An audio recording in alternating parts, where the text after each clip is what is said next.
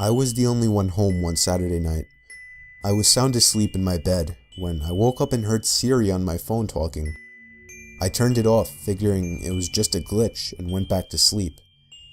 An hour later, Siri woke me up again. I was a little freaked out now. Siri was responding to a strange sentence, "What that found for us?" And Siri's response was, "The answer is Thursday, July 4th, 1776. It was freaky as hell, but I still ended up dismissing it as a glitch.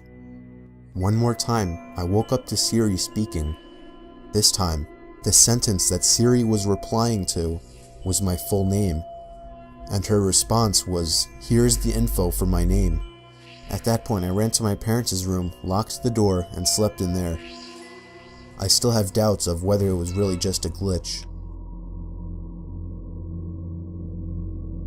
I was home alone, playing computer games at like 2 in the morning, when a knock came at my window.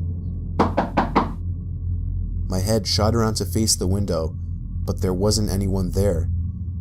It was winter, so I had my windows shut, and my room was on the first floor. I guess you can call me the unconfrontational gamer type, so all I did was just shut my blinds to let the pranksters know that I wasn't interested.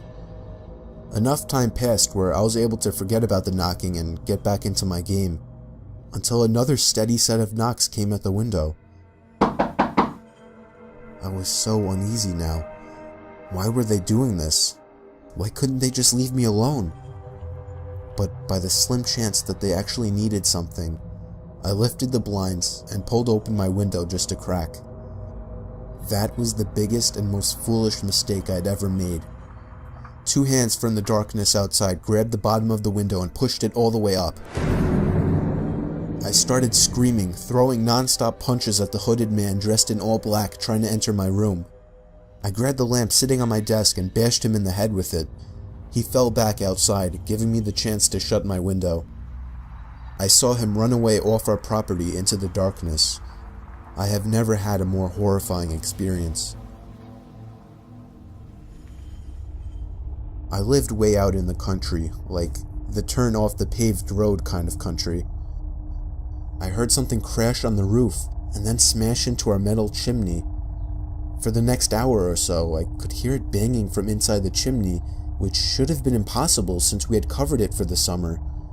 Then the front door started rattling as if someone was pulling on it, trying to get inside.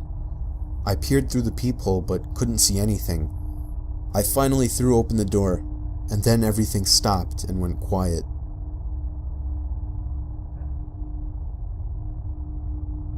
I was home alone one day in the summer.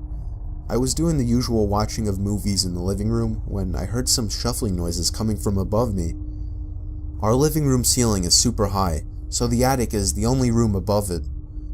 I lowered the TV down a little. I could better hear the shuffling noises coming from up there.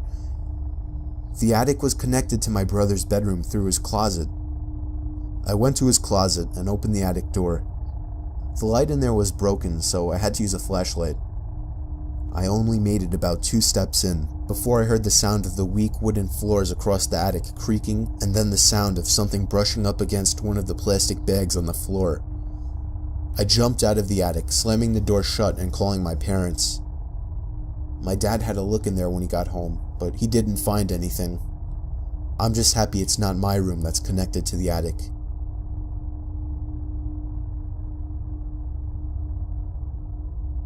Me and my dog Layla were home alone. I had the music turned up loud in my room, and yet I was still able to hear Layla barking like crazy at something. As I was leaving my room and walking downstairs, I heard Layla stomping down the basement stairs, still barking. I followed her, turning the basement light on. She was in an attack stance, barking at the closed door to the boiler room. I knocked on the door, asking if anyone was in there.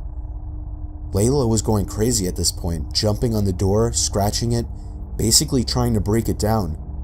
I decided that if something was really in there, I didn't want to see what it was. I dragged Layla by the collar all the way back upstairs and locked the basement door. When my dad got home, I made him check the boiler room, but on his way there, he saw that there was a ladder placed on the wall by the basement window, and the window had been smashed open. My dad called the police, sounding worried, but I didn't yet know what was going on. Turned out Layla was barking at an intruder, and that I should consider myself lucky that I didn't open that door. It was very common for me to be home alone at night, as I only lived with my dad, and his shifts would constantly shift from days to nights. This happened around the time my dad was doing night shifts. I would stay up really late on these nights watching movies. It's always taken me a long time to fall asleep, so after turning off the TV to go to sleep, I probably laid there for a good half hour. Then I heard a toy fall over in my toy closet. It was nothing too suspicious, but it still creeped me out. But then the doorknob to my closet started to wiggle, until finally unlocking the door. I hid under my covers, not making a sound. It was strangely quiet for a good 2 minutes, so I finally peeked my head out of the covers. There was a figure standing next to my bed, looking down at me. I screamed at the top of my lungs and began hugging the wall behind me. The figure looked out the window and then just walked away out of the room. I stayed in that position for like an hour before checking if he was really gone. The front door was left wide open, so it seemed he had left. I didn't get a minute of sleep that night. This story is from the point of view of a 16-year-old girl. I used to have a boy living next door to me that was obsessed with me. His name was Joey. Every time I would go outside, Joey would come outside as well, as if he were watching me through his windows, waiting for me. He was 17 and very weird, and he didn't seem to have any friends, as he was always home. I tried to give every sign possible that I didn't like this guy, but he wouldn't get the message. So I had to finally just tell him one day that I don't like him and to leave me alone. The look on his face that day is something that won't leave me. It was the kind of angry look a toddler gives their parents when they can't have a toy. Coming from a 17-year-old, that's much more disturbing. One night, my parents left me to watch the house. I was working on a school project when I felt my bed shift a little bit. I looked under my bed. I screamed as I saw Joey laying under my bed. I ran away while he tried to crawl out from under my bed. I ran to his house and rang the bell at least 10 times, telling his parents about it when they opened the door. Joey never came out of my house, so I called the police. His parents begged me not to, but I ignored them. The police found him still in my room and arrested him. Apparently, he admitted this wasn't the first time he had hid under my bed. They also found pictures of me scattered across his room. The most disturbing one was of me sleeping, and it was taken from inside my room.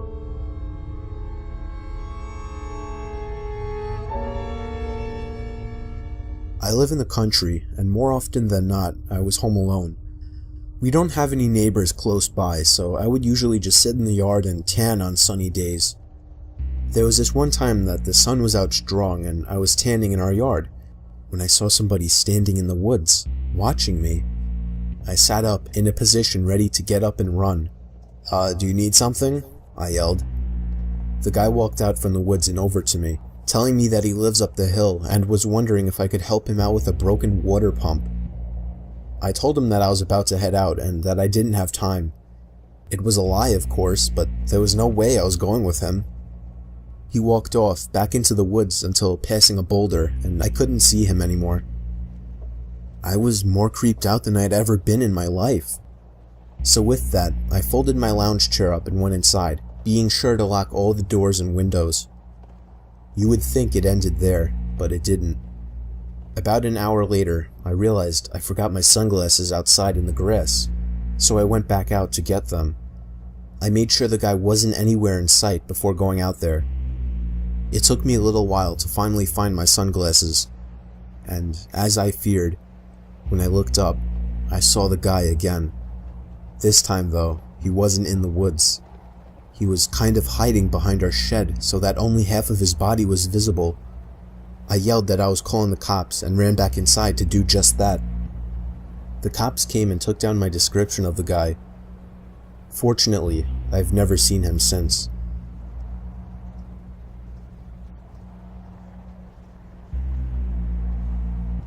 This happened to me when I was really little. I was 7 years old, but I still remember all of it like it happened yesterday. I was sleeping over my grandma's house, like I always did when I was little. She never drove her whole life for some reason, so she would constantly be taking long walks everywhere. One day when I was sleeping over, she wanted to walk all the way to the library, which was like 10 blocks away. I didn't want to take that walk. I was a lazy kid, so she went off and told me not to answer the door to anyone. My grandma was the kind of person that was strict and she didn't baby people, so it wasn't unusual for her to leave me by myself at such a young age. Sometime while I was alone, the phone rang. I, being a dumb and curious little boy, answered it. It was a man on the other end. I remember he said, "Who is this?" I said, "Danny."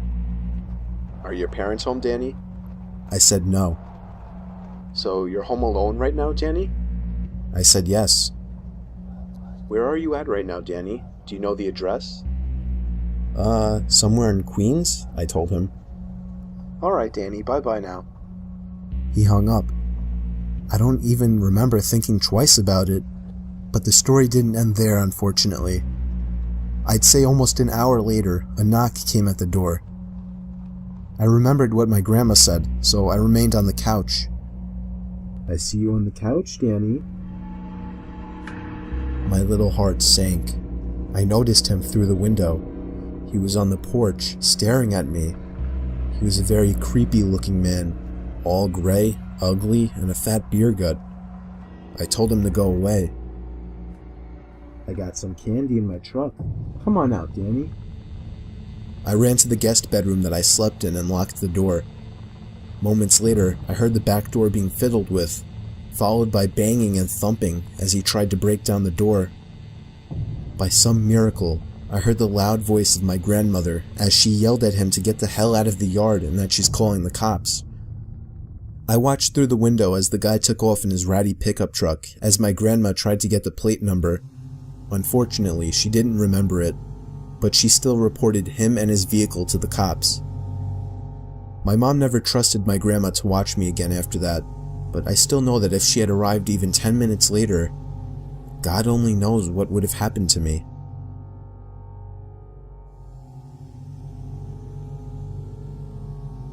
I recently moved out, and I already have a horror story to tell. The house I moved into isn't anything impressive, it's just a house that's appropriate for 1 or 2 people. But I'd say right away, I started hearing weird sounds coming from inside the walls. I first heard it in the kitchen, and then in the bathroom, but on night 3, I started hearing it in my bedroom. I was sure there was some kind of animal living in my walls. I just had to figure out how to get rid of it. The next morning, I didn't even have enough milk to fill the bowl of cereal. I couldn't believe I hadn't realized I needed more milk. In fact, I seemed to be eating up all of my food pretty fast. I woke up in the middle of that night to the sound of breathing. Not my breathing. It sounded just like the breathing of a person. I flipped the lamp on and it stopped. I chalked it up as my mind playing tricks on me after waking up. The next day was really hot, so I turned on the AC for the first time. I checked every single vent, and some of them weren't blowing any air, one of them being the vent right next to my bed. I peered through the vent with a flashlight. There wasn't even a duct behind the vent. It was just the inside of the wall. It seemed that whatever air duct was in there had been removed. Unfortunately, I didn't look into the air conditioning system while buying the house, so I didn't know about this. That night, I had to sleep in the heat with no AC, so I was up pretty late, constantly rolling around and flipping the pillow over. Then I eventually started to hear the breathing again, but this time I was fully awake. I knew it was real this time. It was coming to my left. I looked to my left at the air vents. The sound was surely coming from in there. I grabbed the flashlight again and shined it in through the vent. I dropped it and screamed. There was someone's face peering through the cracks of the vents. The first thing I saw were their eyes, open wide and glowing. I screamed all the way down and out the house. I soon found out there was a crazy, dangerous homeless man living in my walls, and he had been eating my food ever since I moved in.